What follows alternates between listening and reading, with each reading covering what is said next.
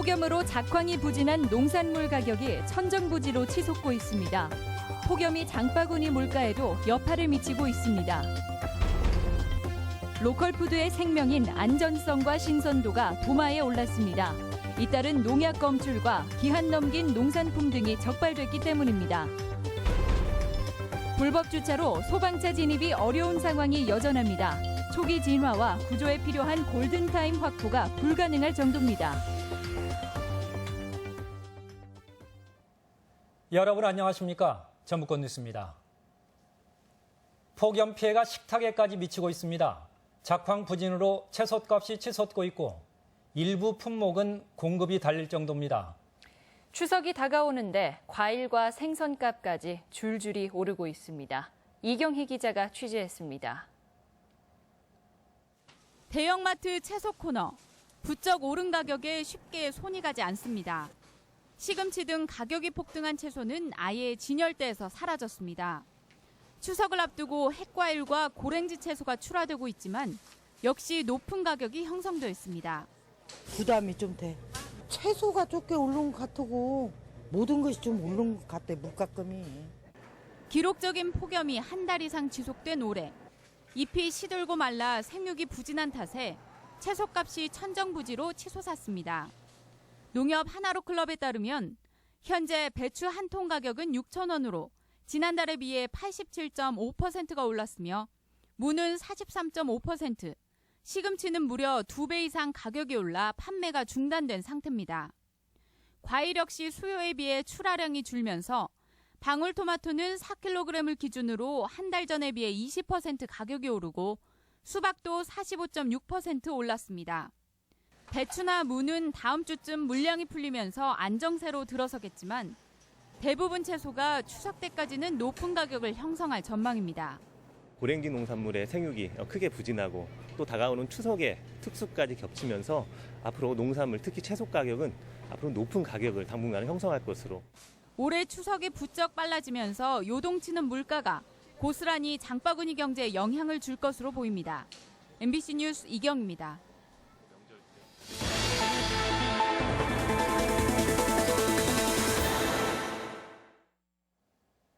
로컬푸드는 건강한 먹거리를 떠올릴 만큼 안전과 신선도가 핵심입니다. 하지만 정작 그 신뢰성을 담보할 장치는 없이 그간 몸집 불리기에만 치중해왔습니다. 김하연 기자입니다. 지역 농민이 생산한 먹거리를 지역 내 소비자들에게 판매하는 로컬푸드. 농민과 소비자 사이에 짧아진 거리만큼 신선도는 높고 안전성도 높을 거라는 믿음 속에 운영되고 있습니다. 그러니까 그날 소진이 되니까 일단 신선하고요. 그리고 제가 알기로 달걀이랑 우유 같은 게 좋은 제품이라고 들었어요. 하지만 일부 매장엔 상한 수산물이나 채소류가 버젓이 진열되는가 하면 당일 판매라는 로컬푸드만의 초단기 유통 방식이 무색하게 기한을 넘긴 제품들도 잇따라 드러났습니다. 더구나 신선식품의 경우 법으로 정해진 판매 기한이 없다는 점은 로컬푸드도 마찬가지여서 매장마다 판매 기한에 대한 기준이 제각각입니다. 따로 식품처럼 언제까지 제조 유통기한은 따로 없고 이제 저희 봤을 때 만약에 공판을 쓰다든지 그럴 때 이제 폐기. 농약 안전성 관리도 문제입니다. 각 매장이 간이 검사기로 농약 잔류 여부를 검사하도록 하고 있지만 간이 검사기는 매장 스스로도 성능을 믿을 수 없다고 할 만큼 형식적인 수준입니다. 사실상 농가의 자율적인 관리에 맡기는데 소비자 단체가 실시한 모니터링에서만 매년 3건에서 7건씩 농약 잔류가 적발되는 실정입니다. 농약 검출이 됐을 경우에는 2개월 이상 퇴출을 시키고 2번 걸렸을 경우에는 아예 재지미를 못하도록. 2013년 시작된 완주 용진농협 로컬푸드의 성공 이후 도내에 생겨난 로컬푸드 직매장만 11개 시군에 23곳. 일부 자치단체와 지역농협이 성과만 보고 준비 없이 뛰어들다 보니 가장 큰 장점이었던 로컬푸드의 안전성과 신뢰도가 확보되지 않는 겁니다. 교육이 절대적으로 필요한 거죠. 왜 로컬푸드인가. 행정기관에서도 성과주의보다는 거리 가더라도 차근차근하게 제도 정비를 하면서 이렇게 로컬푸드 4년. 그동안 로컬푸드의 의미와 장점을 소비자들에게 알리는 데 주력했다면 이제는 철저한 관리 체계로 로컬푸드의 내실을 다질 때입니다. MBC 뉴스 김하연입니다. 사과 농가들이 폭염 피해로도 모자라 우박 피해까지 겹쳐 울상입니다. 추석을 앞두고 있어 더 시름이 깊은데 다행히 소비자들의 반응이 나쁘지 않습니다. 유룡 기자가 보도합니다. 무주군 안성면에 있는 한 과수원. 탐스럽게 익어가야 할 사과에 그러나 흠집이 무수합니다. 돌멩이에라도 맞은 듯 상처난 껍질은 지난 7월에 내린 때 아닌 우박 때문입니다. 최고 많이 떨어진 것은 15방에서 20방까지 맞은 것도 있는데 이것도 벌써 하나, 둘, 셋, 넷, 다섯. 비 오듯 쏟아진 우박 때문에 이 지역 농가 40여 곳의 사과 대부분이 보기 싫게 변해 상품성을 잃었습니다.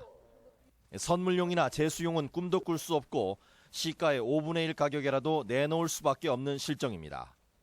패롱했다고 보시면 됩니다. 한해 농사. 네. 올해뿐만이 아니고 이제 내년까지도 아마 영향이 좀 미칠 것으로 예상이 되고. 이런 딱한 사정을 접한 전주의 한 농협 매장이 우박 맞은 사과 팔아주기 행사에 나섰습니다. 사과의 당도나 품질에는 큰 차이가 없는 것이 현실. 어차피 깎아서 먹거나 즙을 내 먹으면 소비자도 좋고 생산자도 이익입니다. 걱정스럽게 생겼는데 굉장히 맛있을 것 같아요. 농가도 돕고 저희도 맛있는 거 먹을 수 있어서 그래서 골랐습니다. 저렴한 가격과 나쁘지 않은 품질에 소비자의 발길이 이어지면서 우박에 얼어붙고 불볕에 데인 농심도 서서히 아물고 있습니다. MBC 뉴스 유룡입니다. 소방차 운행을 막는 불법 주정 차량에는 3년 이하의 금고형 처벌이 가능합니다. 화재와 같은 위급 상황에서 5분의 골든타임을 확보하려는 고육지책인데 현실은 나아지지 않고 있습니다. 한범수 기자가 직접 확인해봤습니다. 소방차가 골목길에서 거북처럼 주행하고 있습니다. 10m가 채 안 되는 좁은 길에 불법으로 주차된 차량이 양옆으로 빼곡히 들어차 있습니다. 구급대원은 좌우로 쉼없이 고개를 돌려가며 한 뼘 정도밖에 남지 않는 차량 사이를 살핍니다. 맞은편에서 차량이 오자 소방차는 옴짝달싹 못한 채 갇혀버리고 주차 차량들에 막혀 더 이상 진입하지 못합니다. 코너를 꺾어서 나가야 되는데 도저히 나갈 수가 없는 상황에 왜냐하면 양쪽 차들이 주차되어 있기 때문에 그래서 그런 골든타임을 지키기가 상당히 어려운 경우가 1km에 가까운 거리를 돌아오는데 무려 15분이 넘게 걸렸습니다. 상가 밀집 지역도 마찬가지. 한쪽 방향에 주정차된 차량을 피하느라 차선을 이리저리 옮기며 포기하듯 주행해야 합니다. 화재 시 초기 진화나 위급 상황에서 구조에 필요한 시간은 최대 5분가량. 하지만 유동인구와 주차 차량이 많은 곳에서 골든타임 내 도착하기는 사실상 불가능합니다. 소방법상 불법 주차로 인해 구급차로 이송 중인 환자가 사망했을 경우에는 불법 주차에 대해서도 3년 이하의 금고나 2천만 원 이하의 벌금을 부과할 수 있습니다. 도로가 협소해서 차량이 소방차가 진입하는데 많은 어려움이 있습니다. 그래서 양면 주차가 되면은 소방차에 진입에 어려움이 있기 때문에 소방당국은 소방차 길터주기 훈련을 정기적으로 실시해 시민들에게 불법 주차의 위험성을 경고하고 협조를 유도할 계획입니다. MBC 뉴스 한범수입니다. 전주 한옥마을에 여전히 차량이 넘치고 전동 탈거리도 위협적입니다. 한옥마을이 슬로시티의 매력은 사라진 채 걷기 불편한 곳으로 바뀌고 있습니다. 이창희 기자가 보도합니다. 한옥마을은 올 여름도 전국 피서객들에게 최고 인기 관광지입니다. 톡톡 튀는 한복을 입고 한옥 사이를 거니는 것은 젊은이들에겐 하나의 통과 의례이자 문화로 자리 잡고 있습니다. 한옥과 궁합이 딱 맞는 걷는 문화 확산을 위해 전주시는 차 없는 거리를 한옥마을 전역으로 넓혀갈 계획입니다. 또 시민사회는 보행로 확보를 위해 주변 8달로의 차도까지 줄이겠다며 팔을 걷어붙이기도 했습니다. 시민들이 걷고 싶은 거리, 뭔가 보행이 편안한 거리, 그래서 관광객들뿐만 아니라 시민들도 여유롭게 뭔가 이렇게 거닐 수 있는 이런 도시로 저는 변화해야 되고 하지만 이런 노력에도 오히려 한옥마을 내 걷기 환경은 뒷걸음질 치고 있습니다.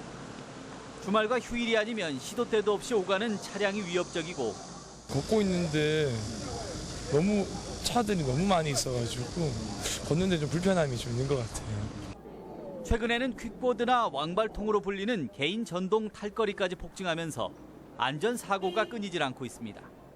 근데 지금 13개 업체가 생겼어요. 너무 많이 이게 과잉이 된 거예요. 그러다가 보니까 안정장치도 없이.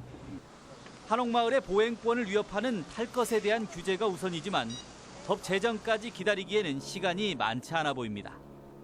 이곳 한옥마을을 다녀가는 한 해 1,000만 명의 관광객이 보고 싶어하는 풍경은 무엇이고 느끼고 싶은 감정은 어떤 것인지 이제 깊은 고민이 필요한 시점입니다. MBC 뉴스 이창익입니다. 전주시는 최근 보물 제308호인 풍남문 서편 종로에 나무기둥 4개가 뒤틀리며 주춧돌에서 밀려있는 것을 발견해 정밀 안전진단을 거쳐 보강제 덧댐 등의 보수공사를 실시하기로 했습니다. 전주시는 2톤이 넘는 완산종이 30년 넘게 종로에 매달리면서 나무기둥이 무게를 견디지 못해 뒤틀린 것으로 보인다며 올해 제야예종 행사는 어려울 수도 있다고 밝혔습니다. 전라북도는 폭염과 함께 가뭄이 심해지면서 현재 저수량으로 9월 농업용수 사용에는 지장이 없을 것으로 보고 있지만 7, 8월 누적 강수량이 평년의 60%에 불과하고 저수율도 평년의 76%에 머물고 있어 대비책 마련이 필요하다고 밝혔습니다.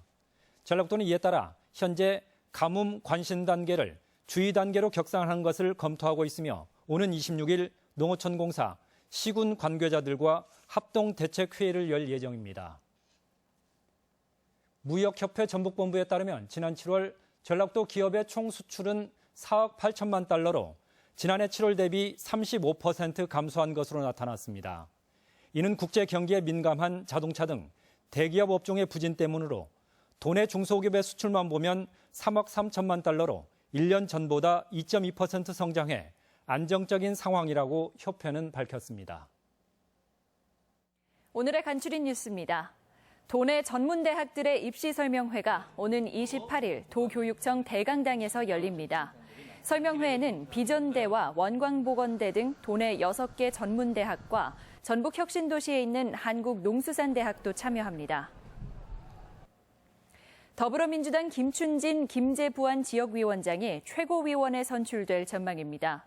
더민주는 권역별 최고위원 가운데 호남 몫으로 전북의 김춘진 위원장을 결정했고 오는 27일 전당대회에서 선출합니다.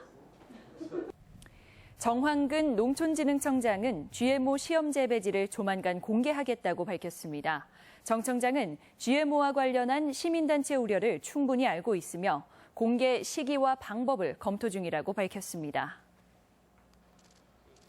전북 장애인 차별 철폐연대 등 6개 시민사회단체는 도청 앞에서 기자회견을 열고 도내 한 장애인 단체의 장이 여직원을 성추행해 징역 8개월을 선고받는 등 자질을 상실했다며 법인 설립 허가를 취소해야 한다고 촉구했습니다. 간추린 뉴스였습니다. 새누리당 정운천 의원은 전북에 대한 집권 여당의 예산 지원 평가는 새만금 사업에서 판가름 날 것이라며 국회 안에 새만금 특별위원회가 설치될 수 있도록 노력하겠다는 의견을 거듭 밝혔습니다. 이와 관련해 새누리당 이정현 당대표도 30년 가까이 추진되고 있는 새만금 사업의 성과를 내기 위해서는 특별위원회가 필요하다는 견해를 밝힌 것으로 알려져 관심이 쏠리고 있습니다. 전라북도 교육청에 따르면 도내 학교에 설치된 CCTV는 모두 9,100여 대인데 48.3%인 4,400여 대가 50만 화소 미만으로 다른 지역에 비해서도 저화질 비율이 높은 것으로 나타났습니다. 하지만 도교육청은 인권 침해의 우려가 있어 화질 개선 예산은 지원하지 않겠다는 방침이어서 교체는 어려울 전망입니다. 화물차와 전세버스 등의 장시간 과속 운전으로 인한 교통사고 발생을 막기 위한 종합대책이 추진됩니다. 전라북도는 화물차 등 대형 차량 운전자들이 4시간 이상 연속 운전 후 최소한 30분 쉴 수 있도록 하고 준수 여부를 점검합니다. 전북권 뉴스였습니다.